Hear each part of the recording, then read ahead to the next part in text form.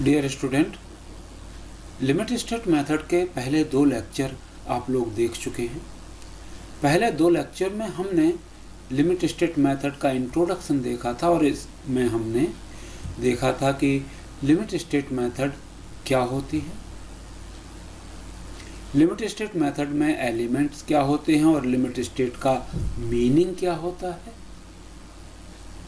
हमारे फेलियर के क्राइटेरिया क्या क्या होंगे और उसमें हम सेफ्टी कैसे मेंटेन करेंगे। इसके अलावा इससे रिलेटेड कुछ टर्म्स जैसे characteristic compressive strength, characteristic load, partial load factor और पार्शियल फैक्टर ऑफ सेफ्टी भी देख लिया था। इसके अलावा लिमिट स्टेट मेथड में हमने जो बेसिक एजम्पशंस लिए थे, जो हमने मान्यताएं मानी थी, उन्हें हमने काफ़ी डिटेल में समझ लिया था। अब हमें उससे आगे की स्टडी करनी है। हमें आज के लेक्चर में ये देखना है कि हमारी लिमिट स्टेट मेथड में जो सिंगली रेनफोर्स सेक्शन होगा उसकी एनालिसिस हम कैसे करेंगे, उसमें टेंसाइल फोर्स कितना होगा, कंप्रेसिव फोर्स कितना होगा, लीवर आर्म कैसे कैलकुलेट करेंगे और न्यूट्रल एक्सेस कैसे कैलकुलेट करेंगे, मोमेंट ऑफ रेजिस्टेंस कैसे कैलकुलेट करेंगे, ये सारी चीज़ें हमें अब देखनी है। तो हम इसे कंटिन्यू करते हैं।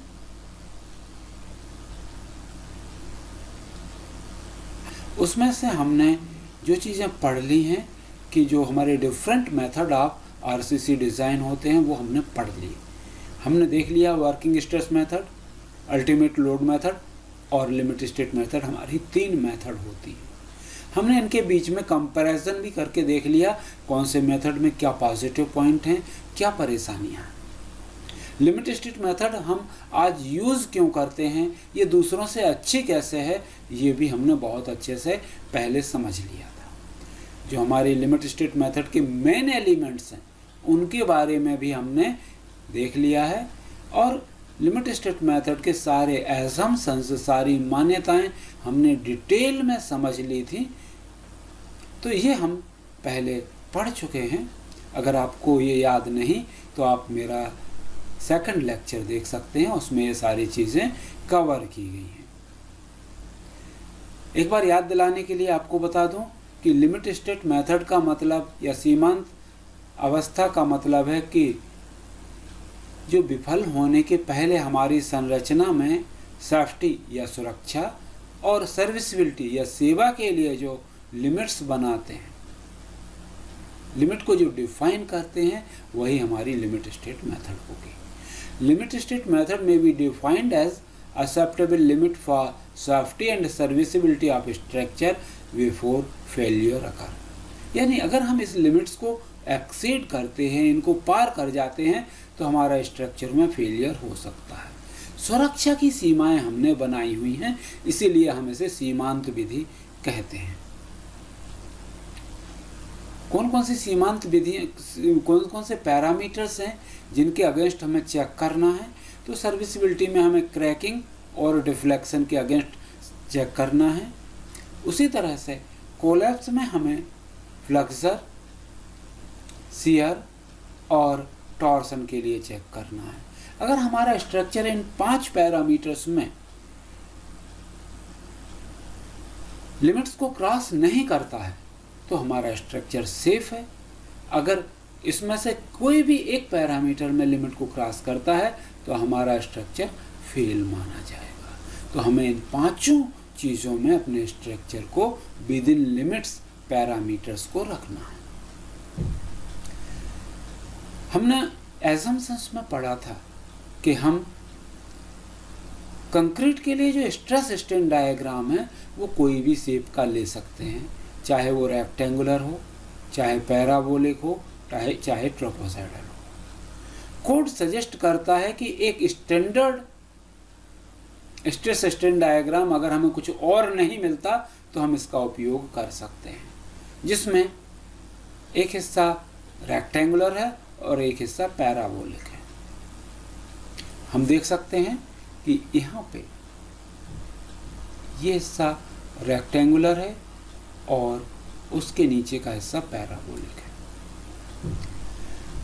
वही एजम्पशंस हमें सजेस्ट करता है, वही मान्यता हमें सजेस्ट करती है कि हमें कंक्रीट में जो परमिसिबल स्ट्रेसेस हैं, जो मैक्सिमम कंप्रेसिव स्ट्रेस हैं, वो 0.67 टाइम्स ही लेने हैं। साथ ही साथ हमें 1.5 पार्शियल फैक्टर ऑफ सेफ्टी का यूज़ करना है। यहाँ अगर हम देखें और इन दोनों चीज़ों का एक साथ उपयोग करें तो हमें maximum permissible stress in compression ये मिल जाएंगे। यानी हम कंक्रीट में केवल इतने स्ट्रेसेस ही मान सकते हैं। 0.446 FC के स्ट्रेस ही हम कंक्रीट में परमिसिबल स्ट्रेस मान सकते हैं। ये बात हमें याद रखनी है। स्ट्रेन के बारे में असम्पशन में आपको बता दिया गया है कि कंप्रेशन फाइबर में जो सबसे दूर का फाइबर होगा उसमें स्ट्रेन इतनी होगी, जो स्टील का फाइबर होगा उसमें फेलियर के टाइम पे स्ट्रेन इतनी होगी। हमारा जो स्ट्रेस स्ट्रेन डायग्राम है 0.002 स्ट्रेन तक तो पैराबोलिक होगा और उसके बाद में रेक्टेंगुलर होगा। ये बात भी हमने पहले देख ली थी। हमने देख लिया है कि ये न्यूट्रल एक्सिस से 0.002 स्ट्रेन तक पैराबोलिक रहेगा और उसके बाद में रेक्टेंगुलर हो जाएगा। अब हमें ये देखना है कि ये हिस्सा, कितना बड़ा हिस्सा हमारा रेक्टेंगुलर होगा और कितना बड़ा हिस्सा हमारा पैराबोलिक होगा। यानी ये डिस्टेंस कितनी होगी और ये डिस्टेंस कितनी होगी। अब हम ये कैलकुलेट करना चाहते हैं। तो इसे कैलकुलेट करने के लिए हम इस ट्रायंगल को, इस बड़े ट्रायंगल को देख लेते हैं और हम इस छोटे ट्रायंगल को भी देख लेते हैं। ये सिमिलर ट्रायंगल हैं तो इनकी करस्पॉन्डिंग आर्म्स या संगत भुजाओं का अनुपात बराबर होगा। तो बड़ा सिंपल सा है। ECU यानी कंक्रीट में मैक्सिमम परमिसिबल स्ट्रेस, EC यानी कि कंक्रीट में उस जगह पे स्ट्रेन जहाँ तक ये पैराबोलिक है, ये XU ये वाली पूरी लेंथ, और इस हिस्से का नाम हम दे देते हैं A। इतनी डिस्टेंस को हम A कह देते हैं। तो ये इनका रेशो इक्वल होगा। इससे अगर हम A कैलकुलेट करें तो A का मान हमें ये मिलेगा। इसमें अगर हम सारी वैल्यूज लिख दें तो हमें पता चलेगा कि A का मान है 0.57 XU। तो या अगर इसे हम इस तरह से करें, इसे हम इस तरीके से करें कि इसके डेसिमल को हटा दें तो ये 20/35 XU आ जाएगा। इसे और करें यानी 4/7 XU आ जाएगा। यानी ये वाला हिस्से की लंबाई, इस वाले हिस्से की लेंथ 4/7 XU या 0.57 XU होगी। जबकि इस वाले हिस्से की लंबाई 3/7 XU या 0.43 XU होगी। तो ये हमें याद रखना, ये हमारे लिए बड़े काम की चीज़ है और इसे बहुत जगह यूज़ करना पड़ेगा। इसलिए ये दोनों हिस्सों की लंबाइयाँ हमें याद रखनी है। अब हमें इस पूरे ब्लॉक का एरिया की ज़रूरत पड़ेगी ताकि हम ये निकाल सकें कि इसमें टोटल कंप्रेसिव फोर्स कितने लगेंगे। तो इसका एरिया निकालना बड़ा आसान सा काम है। एक बार हम इस रेक्टेंगुलर पोर्शन का एरिया निकाल लें और इस पैराबोलिक पोर्शन का एरिया निकालना है। रेक्टेंगल पोर्शन का एरिया कितना होगा, तो बड़ा सिंपल है, 0.446 FC के इसकी विड्थ हो जाएगी। ये लेंथ कितनी है, 0.42 XU। हम यहाँ लिख देते हैं, ये हटा के इसकी जगह पे आ जाएगा 0.43 XU। पैराबोलिक एरिया, पैराबोला का एरिया होता है 2/3 B इंटू H। यहाँ B बेस है और H हाइट है, तो वही मान यहाँ पे लिख दिया। इसे सॉल्व करेंगे तो हमें मिलेगा इसका एरिया 0.36 FC के इंटू XU। कंप्रेसिव फोर्स कितने होंगे, तो इतनी विड्थ पे काम करेंगे, इसलिए इसमें हमने B से मल्टीप्लाई और कर दिया और हमें ये वैल्यू मिल जाएगी। ठीक है, मेरे ख्याल से बिल्कुल क्लियर हो गया होगा। कैसे किया है एक बार मैं दोबारा से रिपीट करा देता हूं आपको। हम यहाँ देखते हैं, हम चाहते हैं कि इस पूरे ब्लॉक का एरिया निकालना है, तो ये इस एरिया को मैं A1 कह देता हूँ, इस एरिया को मैं A2 कह देता हूँ। तो एरिया कितना हो जाएगा, area is equal to A1 plus A2। A1 कितना हो जाएगा, B इंटू इसकी विड्थ कितनी है, 0.446 इंटू FC के, ये चौड़ाई, इसकी ऊंचाई कितनी है, 0.42 XU, प्लस इसका पैराबोला का एरिया होता है 2/3 बेस 0.446 FC के, और इसकी हाइट यहाँ से लेके यहाँ तक 0.57 XU। जब आप इसे हल करेंगे तो ये एरिया आएगा 0.36 FC के इंटू XU। अब हम कंप्रेसिव फोर्स निकालना चाहते हैं, टोटल कंप्रेसिव फोर्स। तो टोटल कंप्रेसिव फोर्स हमारा इसी में B का मल्टीप्लिकेशन करना है, this area into B, 0.36 FC के XU इंटू B। ये हमारा टोटल कंप्रेसिव फोर्स हो जाएगा। अब हम चाहते हैं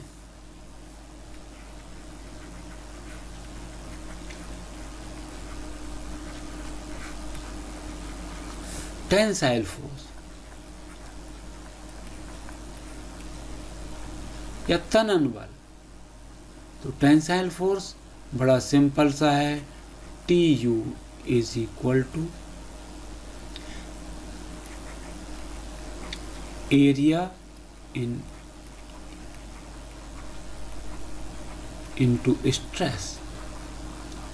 कितना एरिया है हमारा टेंशन में, AST, सारा का सारा टेंशन स्टील में जाता है। स्ट्रेस कितने हैं, FY के साथ में पार्शियल फैक्टर ऑफ सेफ्टी 1.15। यानी जब आप इसे हल करेंगे, AST इंटू 0.87 FY। जब आप इसे भी करेंगे तो TU is equal to 0.87 AST FY आ जाएगा। अब हम हमेशा से जानते हैं CU is equal to TU, यानी कंप्रेसिव फोर्स और टेंसाइल फोर्स बराबर होंगे, यानी 0.36 FC के B XU is equal to 0.87 AST FY। इसे हम बहुत सारे तरीकों से लिख सकते हैं जो हमारे काम आएगा। XU is equal to 0.87 AST FY upon 0.36 FC के इंटू B। एक तरीके से हम इसे ऐसे लिख सकते हैं, दूसरे तरीके से हम इसे ऐसे लिख सकते हैं,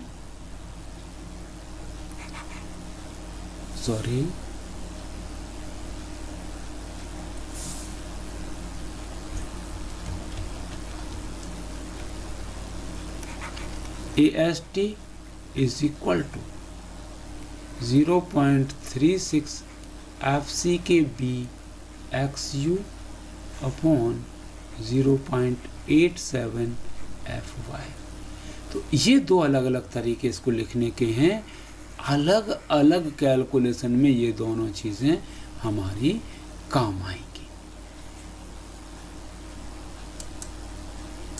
चलिए, तो हमने ये दोबारा से दूसरे तरीके से करना हमने इसे सीख लिया। रिवीजन इसलिए किया ताकि आपको चीज़ें ज़्यादा अच्छे से क्लियर हो जाएं।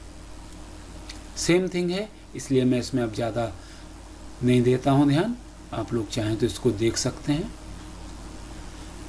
लिमिटिंग वैल्यू ऑफ XU क्या होती है, ये हमारे लिए बहुत महत्वपूर्ण है। जैसे कि हमने वर्किंग स्ट्रेस में क्रिटिकल न्यूट्रल एक्सिस के बारे में देखा था, वैसे ही हमें इसे देखना है। लिमिटिंग वैल्यू हमें अलग अलग तरह के कंक्रीट के साथ, अलग अलग तरह के स्टील के साथ देखनी है। मान लिया मैंने कि हम माइल्ड स्टील यूज कर रहे हैं, यानी Fy is equal to 250 newton पर mm स्क्वायर यूज कर रहे हैं। तो मैंने Fy की जगह पे ये लिख दिया। तो जो मैक्सिमम स्ट्रेन है, सॉरी बेटे, SU और SU, जो मैक्सिमम स्ट्रेन है वो इतना आ जाएगा। अब हम इस बड़े ट्रायंगल में और इसमें इन्हीं वैल्यूज का यूज करके हम ये जानते हैं, यहाँ पे स्ट्रेन 0.0035 है, यहाँ पे स्ट्रेन जो अभी हमने कैलकुलेट की 0.00308 है। ये डिस्टेंस XU है और ये D माइनस XU है। इसे अगर हम अब हल करते हैं दोनों ट्रायंगल्स में, तो हमें रेशो इस तरह से मिल जाएगा। वैल्यूज रखने पे हमें XU का मान ये मिलेगा, यानी XU का मैक्सिमम मान, मैक्सिमम वैल्यू 0.531D हो सकती है। काहे के लिए? जबकि Fy 250 न्यूटन पर mm स्क्वायर हो। इसी तरह से XU का मैक्सिमम मान, मैक्सिमम वैल्यू 0.478D हो सकती है, जबकि Fy का मान 415 न्यूटन पर mm स्क्वायर हो। कई जगह ये 479 भी यूज़ होती है। इसी तरह से XU मैक्स या XU लिमिट, दोनों नाम से हम इसे बुला सकते हैं। XU लिमिट, इसका मान 0.456D होगा अगर Fy का मान 500 न्यूटन पर mm स्क्वायर होगा। ये वैल्यूज़ हमारे लिए बहुत महत्वपूर्ण हैं। न्यूट्रल एक्सिस का मान कभी इससे ज़्यादा नहीं हो सकता।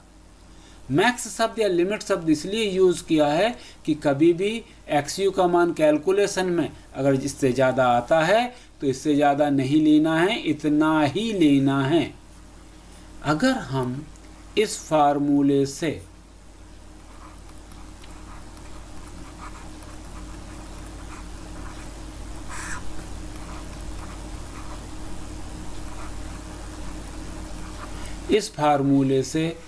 XU कैलकुलेट करते हैं और ये वैल्यू इससे ज़्यादा आती है तो हम उसे ज़्यादा नहीं मानेंगे, इतनी ही मानेंगे।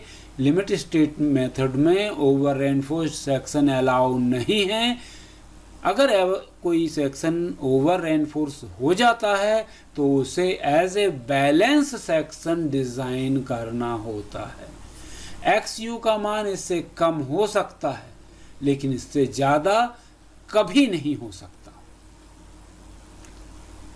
ये वैल्यूज़ जो मैंने अभी लिखी थी, ये वैल्यू आपको याद करनी है, बहुत अच्छे से याद करनी है।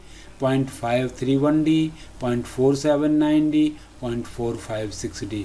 कुछ बुक में यहाँ पे 478 दिया है, ये आप लोगों को देखना है, कोई इसमें बहुत बड़ा कन्फ्यूज़न नहीं, और इसमें हमें ज़्यादा परेशान होने की ज़रूरत नहीं है, एक वैल्यू से आप जुड़ जाएंगे। तो ये हमारे न्यूट्रल एक्सिस निकालने तक था। इससे आगे का हम नेक्स्ट पीरियड में पढ़ेंगे, कंटिन्यू करेंगे। Thank you.